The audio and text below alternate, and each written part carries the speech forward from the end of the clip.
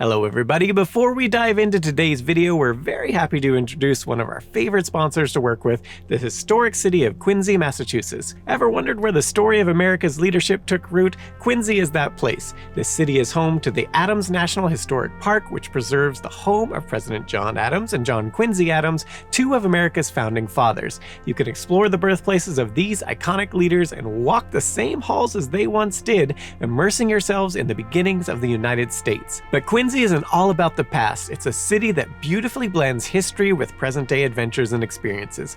From the iconic USS Salem to the stunning views of the Blue Hills and the architectural elegance of the Thomas Crane Library and Old City Hall, there's something here for everyone. And let's not forget the Epicurean delight that is Quincy's food scene. With an array of global and local flavors, it's a culinary journey that you can't miss. To discover more about what Quincy has in store for you, check out discoverquincy.com and step into history, and create some unforgettable memories while you're at it.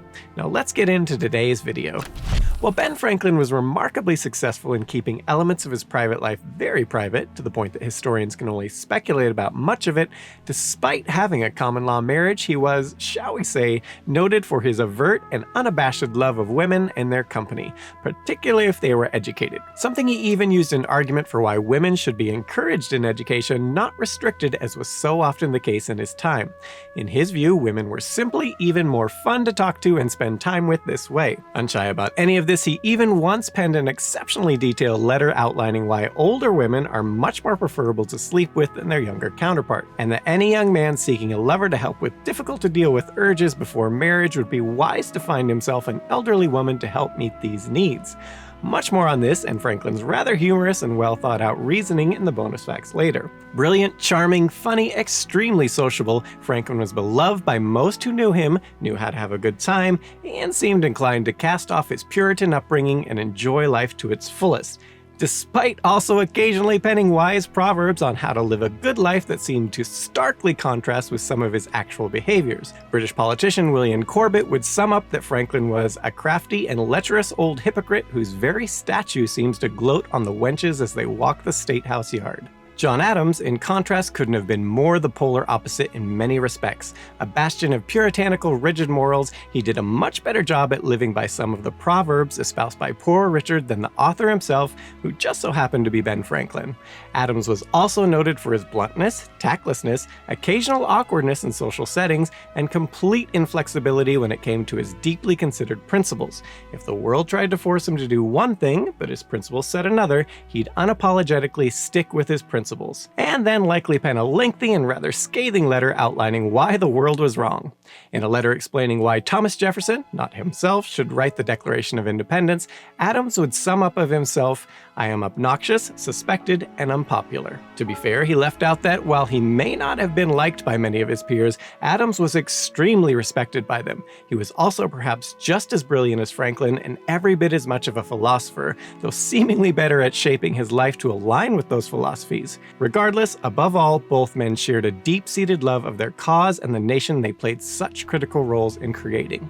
While the two men largely worked semi-independently towards the cause in their respective roles, in a few very noted instances, they were forced to team up and figure out how to work together despite their rather contrasting personalities, even in one instance forced to sleep together, with a rather humorous and lengthy argument ensuing while lying in bed. So what happened? Well, let's dive into it all, shall we? To begin with, mere days after the Declaration of Independence was announced to the world on July 4th, 1776, British troops under command of the Howe brothers sailed into Staten Island. Both Admiral Richard Howe and General William Howe had previously strongly sympathized with the colonists, with William Howe even before the war at various points arguing for fairer treatment of the American colonies in Parliament. The pair also delayed their departure for the colonies a considerable amount of time to try to acquire powers to negotiate a peace, rather than simply subjugating the colonists with force. However, while they may have sympathized with their former compatriots, their goal upon arriving in the New World was to put an end to the rebellion by any means necessary. Towards this end, they brought with them an army of around 32,000 soldiers and seamen, along with a whopping 400 ships, including nearly 100 warships.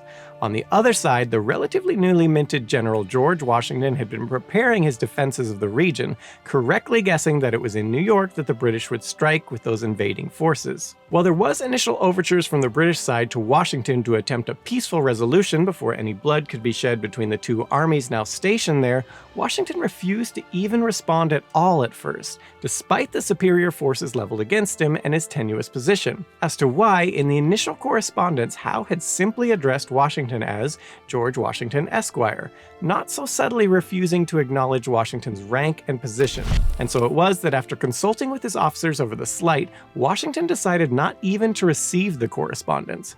Instead, one Joseph Reed simply replied to the British Lieutenant Philip Brown, who was delivering the letter, that there was no one in the Continental Army that answered to that address. Howe then upped the ante, trying at a compromise, but still not giving in, sending the letter to George Washington Esquire, etc., etc.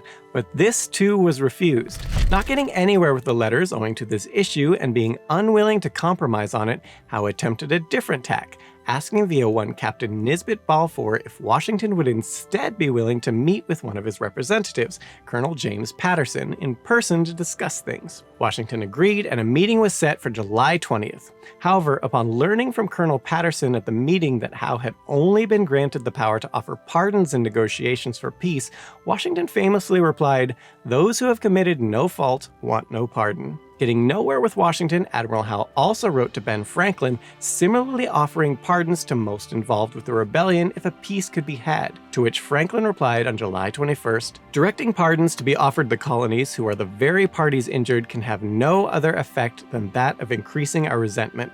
It is impossible we should think of submission to a government that has, with the most wanton barbarity and cruelty, burnt our defenseless towns in the midst of winter, and is even now bringing foreign mercenaries to deluge our settlements with blood. These atrocities and injuries have extinguished every remaining spark of affection for the parent country we once held so dear." Diplomacy having failed, the Howe brothers decided to attack, and a few weeks later, the then largest known battle ever fought in North America, involving close to 40,000 troops, including naval forces, was game on. What followed was a sweeping British victory which was almost catastrophic for the traitors to the British crown. You see, during the fighting, Howe managed to corner nearly half of Washington's army, but for reasons still not totally clear today, Howe decided to cease pressing the attack at that point and instead ordered his soldiers to dig into their position. Speculations as to why are anything from that he thought Washington was surrounded and was giving him a chance to surrender without further loss of life, to that he simply thought pressing the attack, while likely to succeed, would have cost too many lives he could not easily replace. And as he felt his enemy couldn't escape, there was little lost in taking the time to fortify his position first. Whatever Howe was thinking here, Washington did not have surrender on his mind. Instead, in part aided by seemingly history-changing fog, Washington was able to slip the some 9,000 soldiers he had in that position away into Manhattan, all without the British realizing their enemy was escaping. Thus, what could have been a blow to the Continental Army that may well have ended any real chance at independence while the ink on the Declaration of Independence was barely dry, instead saw the demoralized Continental Army, having suffered a major defeat, with over 1,000 troops captured and a significant position lost, but they at least mostly survived to fight another day. So what does any of this have to do with the two titans of history in the then 70-year-old Ben Franklin and 41-year-old John Adams sleeping together one fall night in 1776? Well, while the rebels had avoided disaster, their position was still extremely tenuous, and the might of the British military was now even more firmly entrenched than they had already been, with little immediate hope of doing anything about it. In the aftermath, let's just say many were concerned, to put it mildly.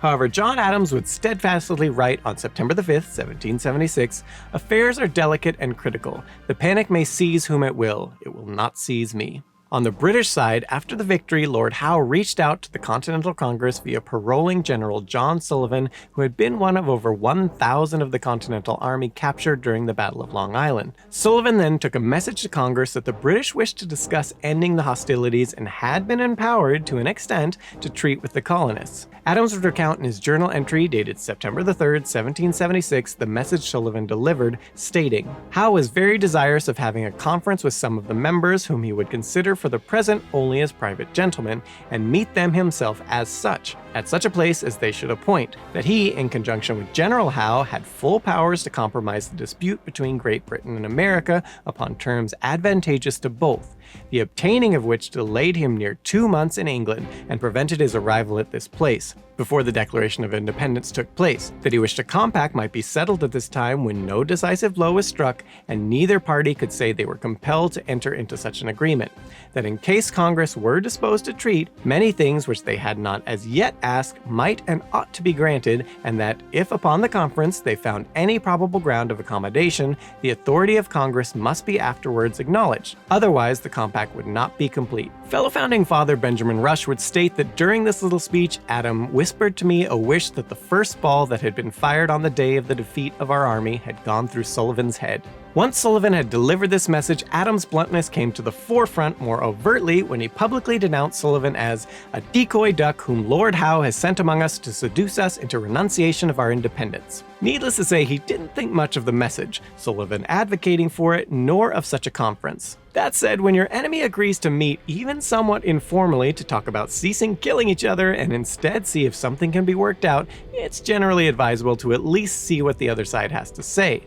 Thus, the Continental Congress decided to appoint a trio of representatives to meet with Howe, granting them no real power to negotiate anything, but instead sent to gather information. And so it was that the two titans of history in John Adams and Ben Franklin, along with their third wheel, the oft-forgotten founding father and the youngest signer of the Declaration of Independence, 27-year-old Edward Rutledge, were selected to meet with Howe. And on September the 9th, they set out on their journey from Philadelphia to Staten Island, a trip of around 80 miles, Franklin and Rutledge aboard a carriage while John Adams rode beside them on his horse. Of the journey, Adams wrote the sights didn't exactly inspire confidence. We saw such numbers of officers and soldiers struggling and loitering as gave me at least but a poor opinion of the discipline of our forces and excited as much indignation as anxiety. Such thoughtless dissipation at a time so critical was not calculated to inspire very sanguine hopes or give great courage to ambassadors. I was nevertheless determined that it should not dishearten me. Also along the way, the trio stopped for the night at the Indian Queen Tavern in Piscataway, New Jersey. Unfortunately for them, but fortunately for mildly humorous history, they found lodgings hard to come by, with only 2 rooms available, one of which was, according to Adams, barely larger than the single small bed it contained. With nothing to be done about it, Franklin and Adams decided to bed down for the night together. But this wasn't the end of the story. You see, Franklin was adamant that the window in the tiny room should be open for the night, while Adams was just as adamant that it should be closed to avoid catching a cold. Adams describes their argument in his September the 9th, 1776 journal entry, which by the way also contains the interesting note that the Continental Congress had recently resolved to rebrand itself from the United Colonies to the United States. But in any event, Adams thusly recounts, Dr. Franklin replied, "The air within the chamber will soon be, and indeed is now, worse than without doors. Come, open the window and come to bed, and I will convince you. I believe you are not acquainted with my theory of colds. Opening the window and leaping into bed, I said I had read his letters to Dr. Cooper, in which he had advanced that nobody ever got a cold by going into a cold church or any other cold air, but the theory was so little consistent with my experience that I thought it a paradox. However, I had so much curiosity to hear his reasons that I would run the risk of a cold." Adams goes on, the doctor then began an harangue upon air and cold and respiration and perspiration. I remember little of the lecture except the human body, by respiration and perspiration, destroys a gallon of air in a minute, that 2 such persons, as were now in that chamber, would consume all the air in it in an hour or 2, that by breathing over again the matter thrown off, by the lungs and skin we should imbibe the real cause of colds, not from abroad, but from within. There is much truth, I believe, in some things he advanced, but they warrant not the assertion that a cold is never taken from cold air. I have often conversed with him since on the same subject, and I believe with him that colds are often taken in foul air in closed rooms, but they are often taken from cold air abroad too. I have often asked him whether a person heated with exercise, going suddenly into cold air, or standing still in a current of it, might not have his pores suddenly contracted, his perspiration stopped, and that matter thrown into the circulations or cast upon the lungs, which he acknowledged was the cause of colds. To this, he never could give me a satisfactory answer, and I have heard that in the opinion of his able physician, Dr. Jones, he fell a sacrifice at last, not to the stone, but to his own theory, having caught the violent cold which finally choked him by sitting for some hours at a window with the cool air blowing upon him. In the end, Adams sarcastically concludes, "I was so much amused that I soon fell asleep and left him and his philosophy together. But I believe they were equally sound and insensible within a few minutes after me, for the last words I heard were pronounced as if he was more than half asleep." And so it was, the world-famous scientist, writer, and statesman in Ben Franklin ultimately won the argument via getting his opponent to do the thing he wanted first, then utilized the age-old classic debate tactic of boring said opponent to sleep. The next morning, the pair, having apparently avoided catching cold, rose and continued along to Perth Amboy. Here, a barge dispatched by Admiral Howe was waiting for them, along with one British officer meant to be used as a hostage to ensure their safe return. However, the trio decided that such a hostage was silly and they declined to detain him. Thus they continued on, meeting with Howe on September the 11th at the home of Loyalist Colonel Christopher Billop. Now, given the war would last another 7 years or so, you'll not be surprised to learn that the meeting was not a success. While there are slightly differing accounts of exactly what was said between the men, minutes were kept by one Henry Strachey and are presumed to be accurate on the whole. Strachey would note that they would begin by Howe simply expressing his compliments for the confidence the men had shown in his honor by placing themselves in his power in such a meeting. They then apparently engaged in all manner of small talk, from discussing, to quote, the beach to the house, and then ate dinner which, according to Adams, included ham, mutton, tongue, and claret. After dinner, they dove into it, with Howe stating he had no power to consider the colonies independent as they had declared themselves when he was en route, and thus he could not even acknowledge them as such even in such an informal meeting, and if they objected on this point, there was no point in proceeding any further. He instead proposed he could otherwise consider them gentlemen of great ability and influence in the country, and that for his part he also considered them British subjects. As for Franklin, he had no problem with this, noting his lordship might consider the gentlemen present in any view he thought proper, that they were also at liberty to consider themselves in their real character, that there was no necessity on this occasion to distinguish between the Congress and individuals, and that the conversation might be held as amongst friends. On the other side, though, Adams would more abrasively state, "Your lordship may consider me in what light you please, except that of a British subject." Back and forth they went, with the sticking point being Howe had no authority, nor did he expect to ever get such, to treat on the grounds of acknowledging the colony's independence. And on the other side, the Continental Congress had no interest in negotiating anything if that wasn't on the table. In the end, after approximately 3 hours, absolutely nothing of importance was accomplished other than the perception that the British side, in the colonist perspective, had no interest in anything but unconditional submission of the colonists. That said, in the meeting minutes when Franklin used the phrase unconditional submission, Howe apparently interrupted him to state that while he couldn't treat on the grounds of independence, it was not accurate to say that Britain required unconditional submission, and that he desired the gentlemen would not go away with such an idea. But go away they did, seemingly with just such an impression firmly in place. As for the starkly contrasting Adams and Franklin, as alluded to, this would not be the only time they teamed up in such a way. Not long after this, they both would be appointed to represent the US in France, a critical posting given that without French aid, very likely the colony's bid for independence would have failed. As for Adams, he would initially turn down the appointment, but later accepted, writing, "I have abandoned myself and mine to engage in a new scene, for which I fear I am very ill qualified. However, if I cannot do much good in this new department, I may possibly do less harm than some others." The much more experienced in matters of this foreign court, Franklin, on the other hand, would embrace the assignment, and in so doing, perhaps more than any other single man, helped ensure the revolution's success, albeit in a rather unorthodox way, as we'll get into in a bit. Thankfully for the pair, during this one, they were not forced to share a bed, though did for a time share lodgings near Paris, much to the chagrin of both. As for Franklin, upon his extremely celebrated entrance into France, he would seemingly do absolutely nothing but meet with women who wanted to meet one of the most famous men in the world at the time in himself, and otherwise attend parties to all hours. Observing this behavior in Franklin, who, as Poor Richard, had once written the famous "early to bed and early to rise makes a man healthy, wealthy, and wise," confounded and frustrated Adams to an extreme degree. As Adams would lament in his journal on May 27, 1778, "I found that the business of our commission would never be done unless I did it.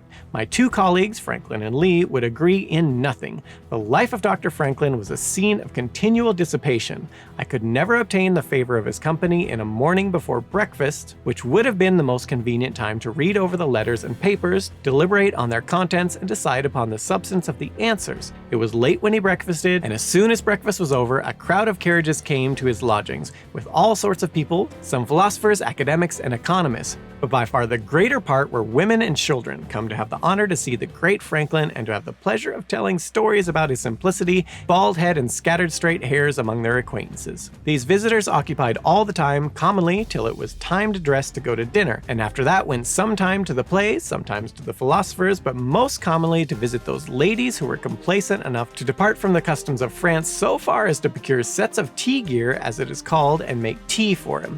After tea, the evening was spent in hearing the ladies sing and play upon their pianofortes, and in various games of cards, chess, backgammon, etc. Mr. Franklin, I believe, however, never played at anything but chess or checkers. In these agreeable and important occupations and amusements, the afternoon and evening was spent, and he came home at all hours from 9 to 12 o'clock at night." Adams would also lament, "Our affairs in this kingdom I find in a state of confusion and darkness that surprises me. Prodigious sums of money have been expended and large sums are yet due, but there are no books of account or any documents from whence I have been able to learn what the United States have received as an equivalent." Going back to their contrasting personalities, Adams, as alluded to, was a man who rigidly controlled himself in all ways he deemed moral, noting that a man is unfit to fill any important situation in society that has left one passion in his soul unsubdued. He would also write, "The love of fame naturally betrays a man into several weaknesses and fopperies." In stark contrast, the world-famous Franklin, who seemingly loved every second of the attention he got from this, well, also as alluded to, let's just say subduing his passions doesn't appear to have been his thing either. For example, he would write, "The French ladies have, however, 1,000 other ways of rendering themselves agreeable by their various attentions and civilities, and their sensible conversation. 'Tis a delightful people to live with." Thomas Jefferson would remark of Franklin around women, "I have marked him particularly in the company of women where he loses all power over himself and becomes almost frenzied. His temperance would not be proof against their allurements, were such to be employed as engines against him. This is in some measure the vice of his age, but it seems to be increased also by his peculiar constitution." And on his seeming universal success with women, one married object of his affection was famed composer Anne Louise Brilliant de Joy, who would state of Franklin he possessed "that gaiety and that gallantry that cause all women to love you because you love them all." And while the two seemingly never consummated any affair, they didn't seem to mind playing at it occasionally, with Franklin writing to her, "I often pass your house. It appears desolate now to me. I broke the commandments by coveting it, along with the wife of my neighbor. Now I do not covet it anymore, so I'm a bit less sinful, but as regards my neighbor's wife, I find the commandments very inconvenient and I am sorry they were made. If, in your travels, you happen to see the Holy Father, you might ask him to repeal them, as having been given only to Jews and too hard for good Christians to keep." Madame Brilliant would in turn write to Franklin, "Do you know, my dear Papa, that people have criticized the sweet habit I have of sitting on your lap, and your habit of soliciting from me what I always refuse?" And when Franklin proposed that if they couldn't be together in this life, perhaps in the next she would become his wife, she replied that she would, on condition, however, that you will not ogle the virgins too much while you wait for me. All that said, while the two were very flirtatious at times, historians note on the whole they had more of a father-daughter type relationship in practice, and one that helped the colonists' cause considerably given Madame Brilliant's many elite connections in the nation, which she was happy to help Franklin become acquainted with. Franklin noted of this, "The purest and most useful friend a man could possibly procure was a French woman of a certain age who had no designs on his person. They are so ready to do you service, and from their knowledge of the world know well how to serve you wisely." But going back to Adams, he didn't exactly approve of any of this behavior, to put it mildly. And as for Franklin, he didn't seem to appreciate Adams either, stating of the man, "I am persuaded, however, that he means well for his country, is always an honest man, often a wise one, but sometimes, and in some things, absolutely out of his senses." Adams, on the other hand, would not be so succinct in his own musings about Franklin, writing a rather scathing scathing letter about Franklin to Massachusetts patriot James Warren on April 13, 1783. Not pulling any punches and demonstrating his famous ability at razor-sharp insults, we'll have a few more in the bonus facts later, he stated, "It is a saying of Algernon Sidney concerning Sir Walter Raleigh that his morals were not sufficiently exact for a great man, and that observation can never be applied with more propriety than to Dr. Franklin. His whole life has been one continued insult to good manners and decency, which would never have been forgiven in any other American. These things, however, are not the worst of his faults. They show, however, the character of the man, in what contempt he holds the opinions of the world, and with what haughtiness he is capable of persevering through life in a gross and odious systems of falsehood and imposture. It would be folly to deny that he has a great genius, and that he has written several things in philosophy and in politics profoundly, but his philosophy and his politics have been infinitely exaggerated by the studied arts of empiricism until his reputation has become one of the grossest impostures that has ever been practiced upon mankind since the days of Mahomet. I wish with all my soul he was out of public service and in retirement, repenting of his past life and preparing, as he ought to be, for another world. But at least Congress should firmly and steadily support their other ministers against his insidious maneuvers. They should add no more feathers to his cap. This will, however, be difficult. He will watch opportunities and French influence will forever aid him, and both will be eternally attacking openly and secretly every other minister, so that I am persuaded he will remain as long as he lives, the demon of discord among our ministers, and the curse and scourge of our foreign affairs." As to this seeming duplicity, while much has been written about Franklin's dealings here, as teacher and historian Jeff Smock in the Journal of American Revolution would clarify, what Franklin accepted as the nuances and subtleties of European diplomacy were, to Adams, duplicitous evasions and doublespeak. Thus, while brilliant in his own right, Adams' much more rigid morals and occasionally abrasive personality was seemingly not as well suited for the French court as Franklin's more worldly, morally flexible, and extremely personable demeanor was. On this note, for as much as on the outside it appeared to Adams that Franklin was doing very little but leering at women and attending random parties, it would seem there was method to Franklin's madness, and in all of this his influence in French court became extreme, and the nation as a whole, including the elite among them, came to adore the man. In fact, upon Franklin's death in 1790, the Constitutional Assembly in revolutionary France declared a 3-day period of mourning in Franklin's honor, and memorial services for Franklin were held across the country. In short, in all of this, the French came to love Franklin and did their best to ignore and marginalize Adams as much as possible, something Franklin himself would briefly lament, writing, "To be sure, the excessive respect shown me here by all ranks of people and the little notice taken of them was a mortifying circumstance, but it was what I could neither prevent nor remedy." As for being marginalized, Adams would humorously write in his February 11, 1779 journal entry, remembering back to his arrival in France in 1777, "When I arrived in France, the French nation had a great many questions to settle. The first was whether I was the famous Adams. When I arrived at Bordeaux, all that I could say or do would not convince anybody that I was the famous Adams. My answer was, it is another gentleman whose name of Adams you have heard. It is Mr. Samuel Adams. I behaved with as much prudence and civility and industry as I could, but still it was a settled point at Paris and in the English newspapers that I was not the famous Adams, and therefore the consequence was settled absolutely and unalterably that I was a man who nobody had heard of before, a perfect cipher, a man who did not understand a word of French, awkward in his figure, awkward in his dress, no abilities, a perfect bigot and fanatic." Not just marginalized in his role, Adams also came to rub the French court the wrong way on a number of occasions. On one such instance, Franklin would write the President of Congress, Samuel Huntington, on August 9, 1780, "Mr. Adams has given offense to the court here by some sentiments and expressions contained in several of his letters written to the court, written to the Count de Vergennes. I mention this with reluctance, though perhaps it would have been my duty to acquaint you with such a circumstance, even were it not required of me by the minister himself. It is true that Mr. Adams' proper business is elsewhere, but the time not being come for that business, and having nothing else here wherewith to employ himself, he seems to endeavor to supply what he may suppose my negotiations defective in. He thinks, as he tells me himself, that America has been too free in expressions of gratitude to France, for that she is more obliged to us than we to her, and that we should show spirit in our applications. I apprehend that he mistakes his ground, and that this court is to be treated with decency and delicacy.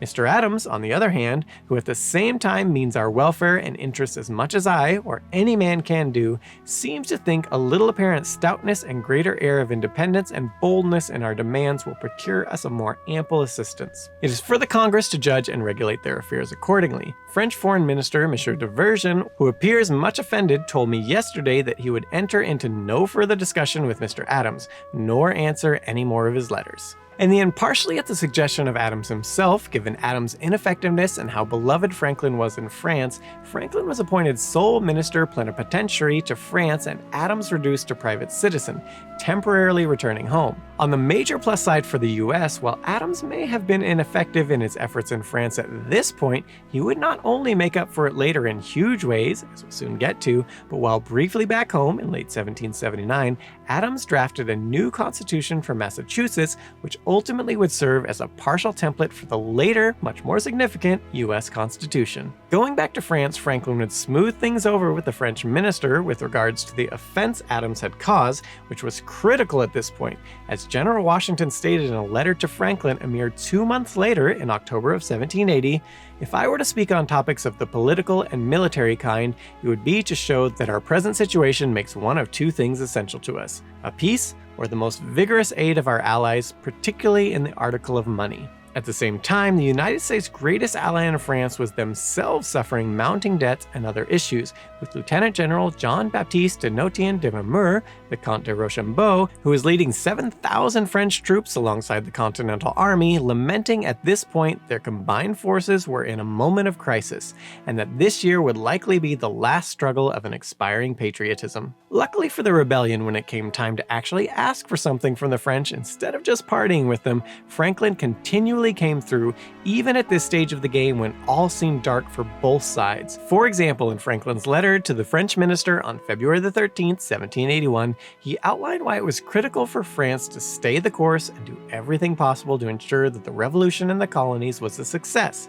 He argued that if the English are suffered once to recover that country, United States, such an opportunity of effectual separation as the present may not occur again in the course of ages, and that the possession of those fertile and extensive regions and that vast seacoast will afford them so broad a basis for future greatness by the rapid growth of their commerce and breed of seamen and soldier as will enable them to become the terror of Europe, and to exercise with impunity that insolence which is so natural to their nation and which will increase enormously with the increase of their power. Directly after, despite their coffers running bare, France nonetheless lent the US some 6 million livres, which was critical to getting the scrappy young nation to 8 months later in the Battle of Yorktown, in which the Continental Army, with the French army and naval support, stunned Britain and the world by not only winning the battle, but forcing the total surrender of the entire British army there.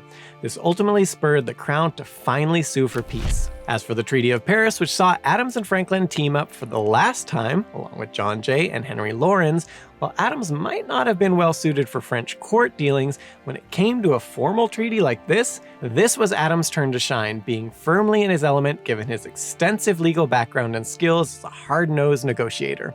He particularly played a key role in the preliminary Articles of Peace officially agreed to on November the 30th, 1782. Just as significant, before this, Adams convinced Franklin that while Congress had instructed them to make no efforts toward peace that didn't include France being involved in the negotiations, instead, they should deal directly with the British, as this would increase the odds of a maximally favorable deal for the United States, without any concern for France.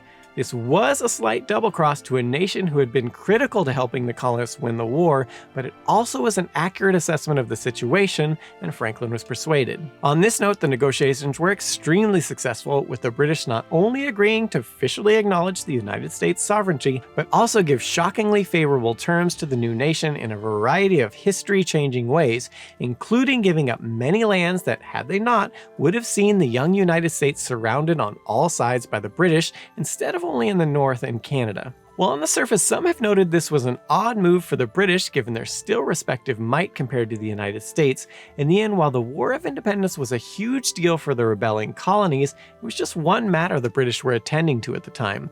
all while getting deeper and deeper and deeper in debt over the conflict. In short, it had simply ceased to be worth continuing. Further, then British Prime Minister Lord William Petty, Earl of Shelburne, felt that in granting the United States such favorable terms, they also positioned the US to prosper to a great degree, while simultaneously helping to open up very favorable trade with them, which would benefit British merchants, as well as help supply the British Empire with much-needed resources. This would also hopefully foster a decent amount of goodwill towards Britain from the new nation, and potentially help ensure that the relationship between France and the US didn't continue to mature unchecked at the expense of Britain. And in retrospect, while the now dubbed special relationship between the British and Americans wasn't always smooth in the aftermath, on the whole, such friendly relations with the former colonies has served the UK extremely well, and been a boon to the United States as well. So much so that the US Department of State's webpage on the relationship between the US and the UK starts off, "The United States has no closer ally than the United Kingdom. Following the end of the American Revolution in 1783 and 1785, our two countries established diplomatic relations. Other than a brief break in relations during the War of 1812, the United States and the United Kingdom have remained durable partners and allies. Our partnership is a foundation of our mutual prosperity and security." Not just teaming up in matters of war and security, the two nations are among each other's biggest trade partners. They also share the world's largest foreign investment partnership.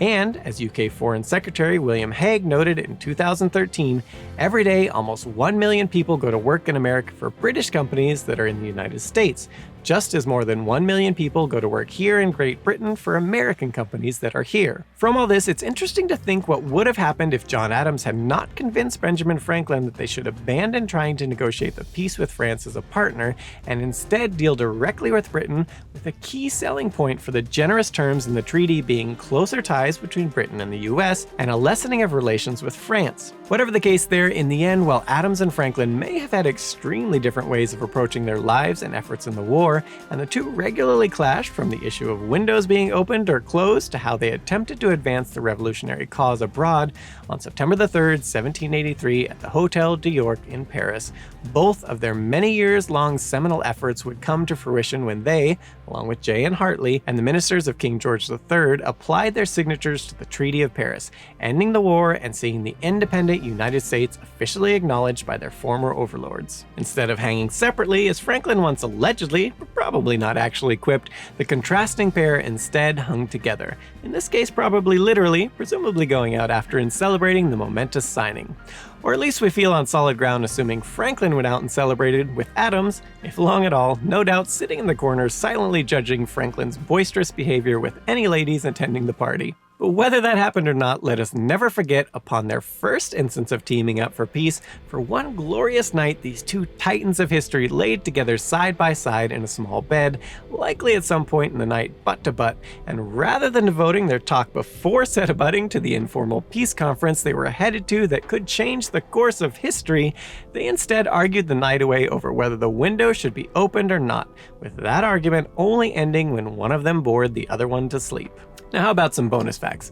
Going back to Adams' mildly humorous reputation for razor-sharp insults, a few others include leveled at famed founding father Alexander Hamilton, in which he stated in a letter in 1806, "I lose all patience when I think of a bastard brat of a Scottish peddler." Moving on to George Washington, he wrote that Washington was not a scholar is certain, that he is too illiterate, unlearned, unread for his station was equally past dispute. To be fair on this one, Washington himself would lament his failings as a general during the Revolution, and his reputation for indecision and seemingly not knowing what to do at critical moments of battle has often been pointed out. Moving on to Thomas Paine's famous Common Sense, Adams would write to Thomas Jefferson it was a poor, ignorant, malicious, crapulous mass. The list goes on and on and on. Let's just say a more eloquent dealer of razor-sharp insults you'll be hard-pressed to find amongst the US founding fathers. Moving on from Adams' razor-sharp insults to Franklin's frequently humorous writings, as promised, we are now going to discuss why Ben Franklin states older women make the ideal mistresses. In a letter to an unknown friend struggling with certain urges, Franklin begins by stating that, for a variety of reasons, taking a wife is the preferred method to resolve the issue, along with a number of other benefits getting married comes with, stating, "It is the man and woman united that make the complete human being. Separate, she wants his force of body and strength of reason. He, her softness, sensibility, and acute discernment. Together, they are more likely to succeed in the world. A single man has not nearly the value he would have in the state of union. He is an incomplete animal. He resembles the odd half of a pair of scissors. However, as his unnamed friend had apparently objected to getting married at this point in life, he had also apparently wanted to know if Franklin knew of any medicine that might cure horniness, to which Franklin noted he did not know of one. And thus, if his young friend refused to take a wife, he should instead seek a mistress and, in Franklin's view, that in all your amours you should prefer old women to young ones. He then goes on to list his reasons for the advice. Number 1, because as they have more knowledge of the world and their minds are better stored with observations, their conversation is more improving and more lastingly agreeable. Number 2, because when women cease to be handsome, they study to be good. To maintain their influence over men, they supply the diminution of beauty by an augmentation of utility. They learn to do 1,000 services, small and great, and are the most tender and useful of friends when you are sick. Thus they continue amiable, and hence there is hardly such a thing to be found as an old woman who is not a good woman. Number 3, because there is no hazard of children, which irregularly produced may be attended with much inconvenience. Number 4, because through more experience, they are more prudent and discreet in conducting an intrigue to prevent suspicion. The commerce with them is therefore safer with regard to your reputation, and with regard to theirs, if the affair should happen to be known, considerate people might be rather inclined to excuse an old woman who was kindly taking care of a young man, form his manners by her good counsels, and prevent his ruining his health and fortune among mercenary prostitutes. Number 5, because in every animal that walks upright, the deficiency of the fluids that fills the muscles appears first in the highest part. The face first grows lank and wrinkled, then the neck, then the breast and arms. The lower parts continue to the last as plump as ever, so that covering all the above with a basket and regarding only what is below the girdle, it is impossible of 2 women to know an old from a young one. And as in the dark all cats are gray, the pleasure of corporal enjoyment with an old woman is at least equal and frequently superior, every knack being, by practice, capable of improvement. Number 6, because the sin is less. The debauching of a virgin may be her ruin and make her, for life, unhappy. Number 7, because the compunction is less. The having made a young girl miserable may give you frequent bitter reflections, none of which can attend to making an old woman happy. Number 8, thusly and lastly, they are so grateful.